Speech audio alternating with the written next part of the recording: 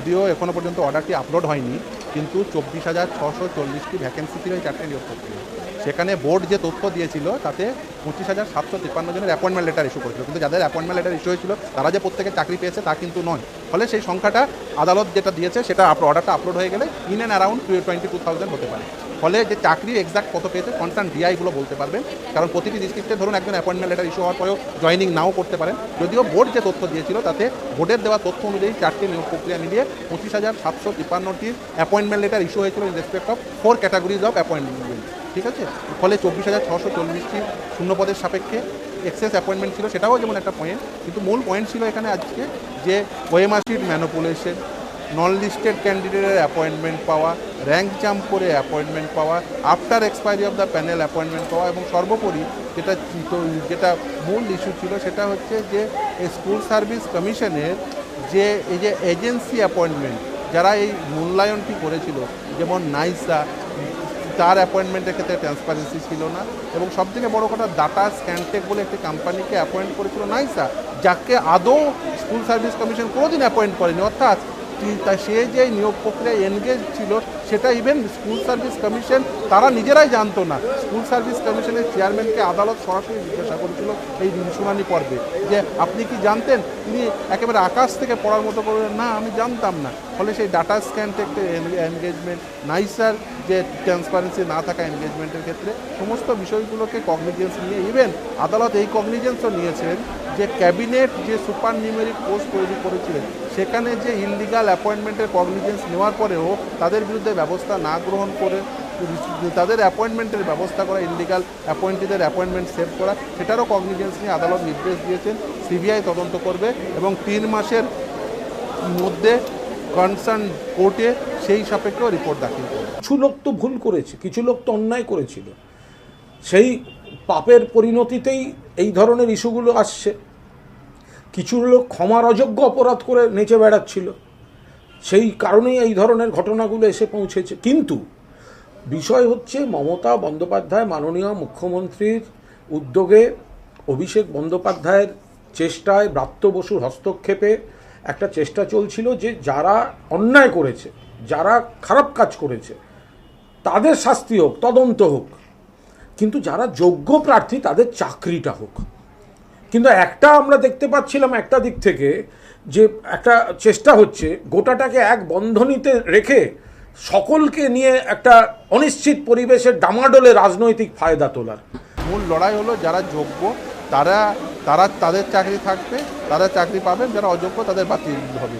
কিন্তু যে আদালতের সামনে 3টে অপশন খোলা ছিল, আদালত সেই কথাও বলেছে, আদালতের সামনে 3টে অপশন খোলা ছিল। এক, রিট পিটিশন বাতিল। দ্বিতীয় হচ্ছে যে tainted candidate non tainted candidate separate করা। তৃতীয় হচ্ছে যে পুরো নিয়োগ প্রক্রিয়াটিকে নাল অ্যান্ড ভয়েড ডিক্লেয়ার করা। আদালত প্রথম দুটো অপশনকে সেটা যে সঠিক হবে না সেটা আদালত মনে করেছেন, তার কারণ রিট পিটিশন বাতিল করার কোনো প্রশ্নই আসে না। দ্বিতীয় হচ্ছে টেন্টেড ক্যান্ডিডেট এবং নন টেন্টেড ক্যান্ডিডেট নন সেপারেবল হয়ে গেছে, কোনোভাবেই তাদের সেপারেট করা যাচ্ছে না যে কে টেন্টেড ক্যান্ডিডেট কে নন টেন্টেড ক্যান্ডিডেট। তাই আদালত তৃতীয় অপশনটি বেছে নিয়েছে যে পুরো নিয়োগ প্রক্রিয়াটিকে বাতিল করেছেন, নতুন করে শুরু করবেন। ওএমআর শিট যেটা এতদিন ধরে যারা অযোগ্য চাকরি প্রাপক যারা প্রশ্ন তুলছিলেন যে সিবিআইয়ের রিকভার করা ওএমআর শিট বৈধ কি বৈধ না, সেটি 65B কমপ্লায়েন্স হয়েছে কি হয়নি, আজকে আদালত বলেছে যে হ্যাঁ সেটার ক্ষেত্রে 65B কমপ্লায়েন্স হয়েছে। না তো 26,000 টিচারদের চাকরি চলে যাবে। আমিও বলে রাখি, আমরাও লড়ে যাব, লড়াই করব। যাদের কথা বলা হয়েছে চাকরি বাতিল করা হলো, চিন্তা করবেন না, হতাশ হবেন না, কেউ জীবনের ঝুঁকি নেবেন না। আমরা সবাই আপনাদের পাশে আছি এবং যতদূর লড়াই করার আমরা লড়াই করব। গোটা প্রক্রিয়াটাই হচ্ছে দুর্নীতিমূলক প্রক্রিয়া, সেই জন্যই চাকরি গেল। কে যোগ্য কে অযোগ্য বিচার করার পদ্ধতি কী? এত বড় যখন ব্যাপক দুর্নীতি হয় সেক্ষেত্রে যোগ্য অযোগ্য খুঁজে পাওয়া যায় না, এবং এটা আইন, আমাদের দেশে প্রতিষ্ঠিত আইন যে ব্যাপক দুর্নীতি হলে পরে তখন যোগ্য অযোগ্য এরকম পার্থক্য নির্ণয় করার কোনো সুযোগ আদালতের নেই। এসএসসি সরকার সকলের ভূমিকাই তো এক্ষেত্রে প্রশ্নে, আসল তারাই তো দুর্নীতিটা করেছে না। এবং যারা আজকে যোগ্য বলে মায়াকান্না কাঁদছেন তারা কিন্তু এই দুর্নীতিটাকে বহাল রাখার জন্যই চেষ্টা করছেন, আর কিছুই না। সুপার নিউমারি পোস্ট যেদিনই তৈরি হয়েছে সেদিনই আমরা আদালতের কাছে প্রকাশ্যে এনেছি। এই পোস্টটা তৈরি হয়েছিল বেআইনিভাবে যারা নিয়োগ পেয়েছেন তাদের সরিয়ে দেওয়ার কথা, সরিয়ে দিয়ে যারা ওয়েটিং লিস্টে ছিলেন তাদের সেখানে চাকরি প্রাপকদের মধ্যে তাদের নাম ঢুকিয়ে দেওয়া যোগ্যতার ভিত্তিতে। রাজ্য সরকার তারা সিদ্ধান্ত নিলেন যাদের বেআইনিভাবে নির্ণয় করা হচ্ছে তাদের চাকরি থাকবে, তাদের চাকরি যাবে না, এবং যারা আন্দোলন করছেন ওয়েটিং লিস্ট তাদেরও চাকরি দিয়ে দেওয়া হবে। রাজ্য সরকারের সিদ্ধান্ত ছিল একটা দুর্নীতি করেছি, বেশ করেছি, এবং সেই দুর্নীতিতে যারা চেঁচামেচি করছেন তাদের মুখ বন্ধ করার জন্য আরেকটা দুর্নীতি করব। সুপার নিউমারি পোস্ট কখনো নতুন নিয়োগের জন্য করা যায় না, এই সাধারণ বোধটা রাজ্য সরকারের নিশ্চয়ই ছিল, থাকা উচিত। তারা দুর্নীতিকে পারিতোষক দেওয়ার জন্য এই সুপার নিউমারি পোস্ট তৈরি করেছে। দেখুন, জিনিসটা খারাপ জিনিস, অস্বস্তিকর তো বটেই। এটা একটা সময় যে বা যারা এই ধরনের এই অপকর্মগুলো দিনের পর দিন করেছে, একটা চক্র তৈরি করে ফেলেছে, অনেক আগে তাদের বিরুদ্ধে ব্যবস্থা নেওয়া উচিত ছিল। আনফর্চুনেট তারাই তখন ছড়ি ঘুরিয়েছে, কিছু বলতে গেলে তখন যারা বলতে যেত তারা অপ্রিয় হয়ে যেত। সুপ্রিম কোর্ট এটাকে একদম স্যাটাসাইড করে দিয়েছিল, দিয়ে বলেছিল নতুন ডিভিশন বেঞ্চ করে আলোচনা হোক। আরে কাকে নিয়ে করবেন নতুন ডিভিশন বেঞ্চ? বিচারের বাণী নীরবে নিভৃতে কাঁদে, কতদিন আগে রবীন্দ্রনাথ ঠাকুর লিখেছিলেন।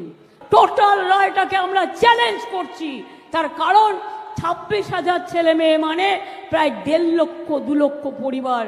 বলছে কি না 8 বছর তারা চাকরি করেছে, 4 সপ্তাহের মধ্যে সব টাকা ফেরত দিতে হবে। Is it possible? বলুন, আপনারা যারা এই রায়টা দিচ্ছেন, এই রায়টা সারা জীবন আপনারা যারা চাকরি করেছেন তাদের টাকাটা যদি ফেরত দিতে বলা হয়, পারবেন দিতে? সবটাই তো সরকারি টাকায় চলেন, সরকারি গাড়িতে চলেন, সরকারি সিকিউরিটিতে চলেন। মানুষ আপনাদের সম্মান করে, আমরাও আপনাদের সম্মান করি। মনে রাখবেন, সারা ভারতবর্ষে বেকারের সংখ্যা হু হু করে বাড়ছে, আর আমরা যাদের চাকরি দিচ্ছি আপনারা আপনাদের আইনের খোঁচায়, এই অর্ডারটা বেআইনি অর্ডার। সেই জন্যেই চ্যালেঞ্জ করে বলছি, অর্ডারটাকে আমি জাজকে বলছি না, অর্ডারটাকে বলছি বেআইনি অর্ডার। আমরা এটা নিয়ে উচ্চ আদালতে যাচ্ছি। চিন্তা করবেন না শিক্ষক শিক্ষিকারা এবং ছাত্রছাত্রীরা, যখন বিপদে পড়বেন আর কেউ না থাকলেও আমি আছি। আপনার মুখ্যমন্ত্রী বলে আর মর্যাদা দেন কেন আমি তো জানি না। ঘটনাচক্রে তিনি মুখ্যমন্ত্রী, পশ্চিমবঙ্গের মানুষ তাদের রায়ের মধ্য দিয়ে একজন এই ধরনের মানুষকে মুখ্যমন্ত্রী বানিয়েছেন, তার ফল আমাদের ভুগতে হচ্ছে।